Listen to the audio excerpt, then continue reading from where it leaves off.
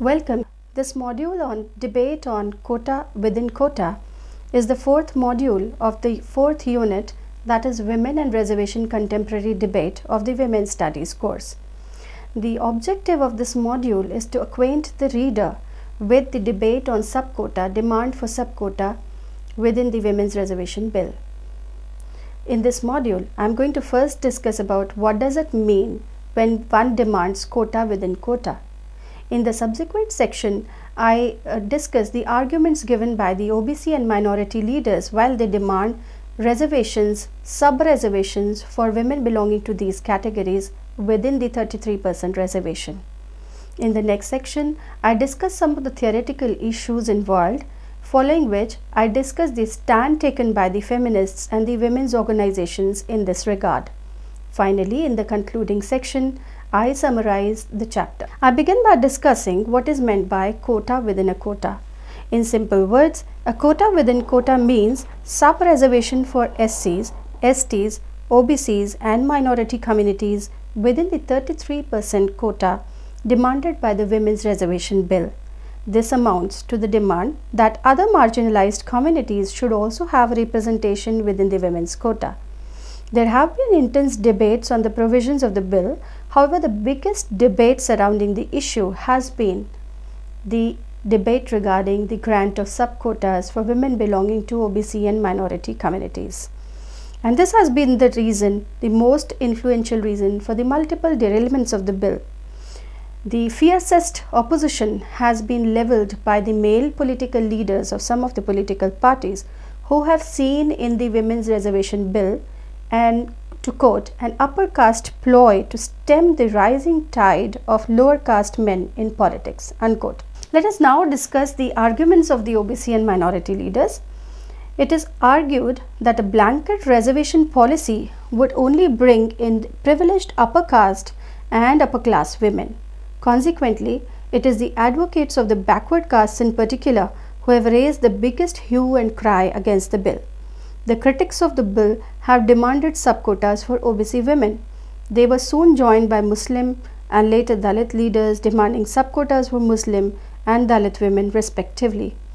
The lobby opposing the bill on account of demand for quota within quota consisted of politicians, maximum of whom were male, belonging to the Janata Dal, the Bahujan Samaj Party, the Samajwadi Party, one faction of the Bharatiya Janata Party led by Uma Bharati, and the Shetkari Sangathan Women's Front, the Shetkari Mahila Agadi. Mulayam Singh Yadav of the Samajwadi Party, Sharad Yadav of the Janata Dal and Lalu Prasad Yadav of the Rashtriya Janata Dal refused to let the bill be introduced in Parliament unless it provides for 20% subquota within the 33% for women of backward castes. They argued that if women from OBC category were not granted a subquota, the benefits of reservation will be appropriated by the women of the elite class, who will never promote the interests of the lower classes or castes. The opposition of the aforementioned leaders was coupled with the reluctance of the same political parties towards the issue who had earlier supported reservation for women in local bodies. Mary E. John argues that it is the silence of the supporters rather than the opposition to the bill that has gone a long way in stalling it. She writes, quote, "It is a silent subversion of the ayes and not the noisy disruption of the nays that has been responsible for the 14 years of exile endured by this bill," unquote. She refers back to the media demonizing the backward caste and Muslim politicians opposing the bill while serving to obscure the unspoken patriarchies that are at work in every political party, in the words of Menon. She further writes that, quote, "A feminist perspective on the question of reservations for women today would have to take account of subjugated or dominated patriarchies," unquote. Let us now discuss some of the theoretical issues. Menon further places the debate on another ground based on a defense of abstract citizenship against any kind of affirmative action, that is, an anti-reservation position in general. She notes that even though this position interestingly was not taken by any political party, but was voiced out by individual writers. Vandana Sonalkar says that the bringing up of the issue of reservations for non-upper caste women in parliament and state legislatures by the opponents of the 81st Amendment Bill has brought to the fore the question of caste and gender as aspects of the citizen subject. Shakuntala Narsingan also writes, quote, "Among feminist issues worldwide, perhaps few typify class, caste, gender alignments as eloquently as the curious case of India's Women's Reservation Bill, which has been the subject of uproarious arguments in Parliament for the last 5 years." Unquote. Thus, the issue of who represents whom, or more categorically, who can represent whom, became central in the debate theoretically. Let us now look at the views from feminists or women's organizations. The most common feminist stance to the question of subquota was that of asserting the commonality of women's interests and therefore no need for subquota for OBC or Muslim women. They even saw the demand for subquota as an attempt at dividing women with the objective of diluting the demand for women's reservation. In that sense, it was seen as a male chauvinist ploy of the male politicians. Narasimhan says that the demand for subquota raises 3 questions, one of which is, does gender divide on the basis of class and caste as the Yadavs claim, or does gender unite women as a group across the caste class divisions? However, there were debates regarding the stand taken by feminists. Kishwar writes, quote, "By polarizing the issue on gender lines, the pro-reservationists have actually exposed the weakness in their own ranks. They claim to speak on behalf of all India's women, yet OBC and Muslim women prefer to go along with their men's politics, no matter how chauvinist, no matter how dishonest, than with the feminist lobby. When the bill suffered a humiliating defeat in Parliament amidst very ugly scenes by OBC and Muslim MPs, none of the OBC or Muslim women leaders stood up to defend the bill or claim solidarity with the pro-women's reservation lobby." Unquote. While challenging the ability of the feminist groups to speak on the behalf of all the women of the country, Kishwar also challenged the notion of quota itself in proving a sufficient way for ensuring representation of groups in Indian society. She writes, quote, "This demand for reservations within reservations demonstrates how the very logic of reservations can be stretched endlessly, especially given a situation of high fragmentation within our society, existence of gross inequalities within every group, and the general dysfunctionality of democratic institutions so that virtually every group feels aggrieved." Unquote. She stresses that if the logic of subquota is that the oppressed groups among women should have special provisions, why just talk of the OBC women? The list of marginalized groups is indeed endless and may include physically handicapped women, women afflicted with leprosy, beggars, prostitutes, and so on. She says that the women's organizations have taken up the debate on the subquota for OBC and Muslim women only because men of these communities have put the issue on the agenda. She rejected the idea of caste and communal quotas within a women's quota, as this would amount to essentially delegitimize the idea that women as a group have common interests, rendering the very demand for a women's quota infructuous. At another place, Kishwar also rejects the demand for subquotas on grounds that within the backward castes, the few women to get benefited would include women from the upper castes. She writes, quote, "But the chances are that we will be saddled with more BV Beti brigades because OBC leaders are likely to resort to fielding their mothers or sisters or wives to ensure that the women's quota stays within their caste control, and women legislators do not pose any challenge to their power." Unquote. John makes a case for the defense of subquotas for OBC women. She argues that interlocking structures of exclusion prevent the emergence of representative women politicians. Patriarchies are diverse and unequal, and OBC women are trapped within low levels of education, absence of property rights, and powerful ideologies of domesticity. Thus, subquotas are required for their greater political presence. In response to the OBC leaders' opposition to the bill on account of demand for subquota, questions have been raised regarding their intention to really promote the cause of OBC or minority women. It has been contended that the real agenda is not to help OBC and minority women come to the forefront, but to forestall the issue of women's reservation itself. Narasimhan writes, quote, that the insistence of sub-quotas is not born of any special concern for OBC women is evidenced by the report that Mulayam and Sharad Yadav are willing to accept a deal that cuts the quota to 10 or 15% without a sub-quota for OBCs. Since women's representation in parliament is already 9%, this would be no big deal, unquote.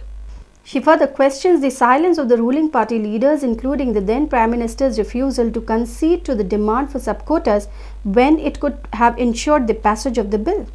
She infers that, quote, curiously then, both sides of male players are engaged in tactics that will enable them to project themselves as champions of women's progress without having to actually yield towards gender equity.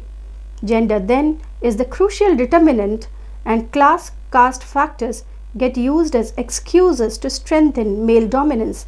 Class and caste are not red herrings but strong, powerful, emotional arsenal used for sexist ends. This then is the crux. Between political priorities and social equity, the former ends up winning because politics is dominated by males, a typical catch-22 situation, unquote.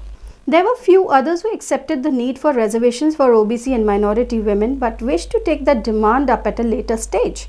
Few others articulated the demand for quota for women within the broader context of demand for OBC reservations in India. Vasant and Kalpana Kanibaran write, quote, nobody who firmly believes in affirmative action would oppose reservations for OBCs. Further, when women are today asking for proportionate representation, to deny it to backward classes would be a gross self-contradiction.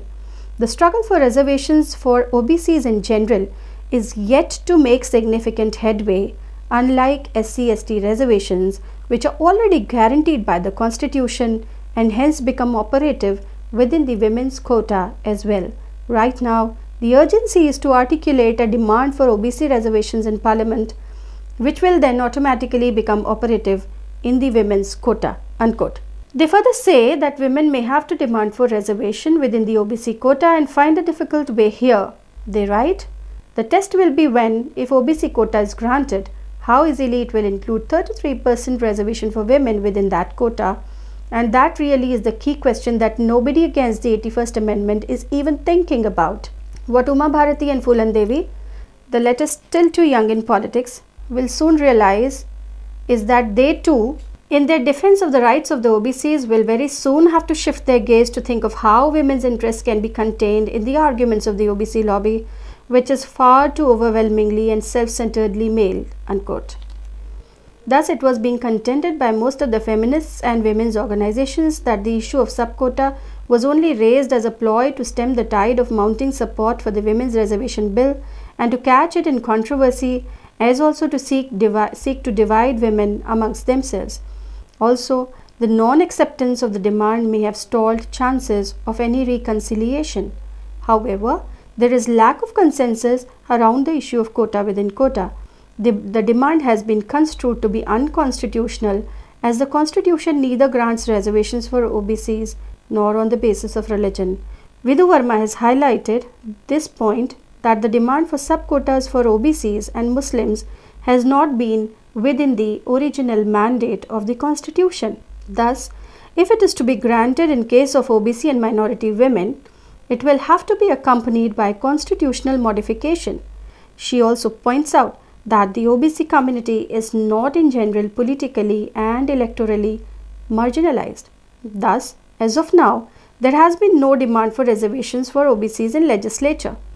Being a diverse category, the demand for the reservations for OBC women thus needs to have sound factual details of who OBC women are. She further writes, quote, the arguments over sub-quotas prove that gender as a legitimate political category is less than religion, caste, class, and tribe, and these group identities would have to be negotiated before pressing for reservations for women, unquote. Regarding demand for SC women's quota, Kishwar points out that they were unmindful of the fact that the provision for the latter already exists in the proposed bill. Or perhaps it's a strategy to corner extra seats for SCs from the women's quota rather than yield seats for women of their communities from the existing SC quota. Although having mixed responses on the issue, most women's groups accept the principle of quotas within quotas. But while some groups are prepared for a redrafting of the present bill to include such quotas, others, like the left groups, continue to insist that the bill must be passed first and further quotas can be worked out later. A quandary which women's groups find themselves in with respect to caste quotas within quotas is well exemplified by Manasa. Finding itself unable to decide whether or not to support the women's reservation bill, they contend that raising the demand for reservations for OBC within reservation for women might put the bill into the freezer for another 20 years, while endorsing it as it is without subquotas leaves the problem: how do we plan to lobby for later amendments so that OBC women get adequate representation in politics? Lamar Rebel writes that the claim for subquotas for OBC and Muslim women stalled the bill in three respects. From a legal angle, the introduction of a subquota for OBC and Muslim women would require beforehand the implementation of quotas for OBCs and for Muslims as a whole in political assemblies. From a political angle, if OBC and Muslim women were granted a subquota, then other more backward communities would also claim specific provisions for their women. Lastly, and perhaps most importantly, the very mention of quotas for Muslim women makes the WRB appear as a potential Pandora box of the division of the electorate on communal grounds, which renders it taboo. It might be difficult as it implies finding a legally and politically defensible strategy to turn the idea into a workable model of representation. Rai writes, quote, "The Indian example critically points to the importance of the recognition of difference between women and women's groups. Because women's groups arguing for quota did not think it strategically necessary to proactively raise the issue of difference among women based on caste, they were wrong-footed politically." Unquote. However, Gail Omvet, an opponent of quotas within quotas, points out, by now the stark antagonism between OBC and feminist leaders is easing. However, what is interesting about the WRB is not only the overt opposition from the advocates of the backward classes, but also the reluctance of the same political parties that had earlier supported reservations for women in local bodies. It may be concluded that the demand for subquota was one of the defining factors behind the stalling of the bill. To summarize, the demand for quota within quota actually meant demands for the sub-reservation for OBC and minority women within the 33% reservation. This became one of the most contentious issues in the passage of, and a major hindrance in the passage of the Women's Reservation Bill. While this issue was being debated amongst the political leaders, and mainly the male political leaders of some of the political parties were vociferous enough to raise out these concerns, there were the opinions of the feminists and the women's movement also were divided on the issue. While the bill was mainly opposed on the count of subquota for women, the opposition was raised by the male political leaders largely, we find that there have been differences of opinion even within the leaders of the women movement and also the feminists. However, largely the feminist standpoint in general has been that they focused on the commonality of women's issues, and therefore no question of subquota for OBC or Muslim women arises for them. Rather, they see it as the ploy to divide the women's movement and dilute the demand for women's reservation bill.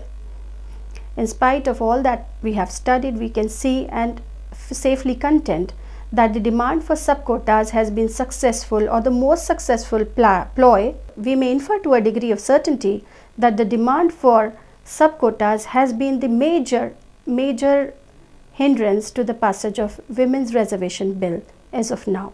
Thank you.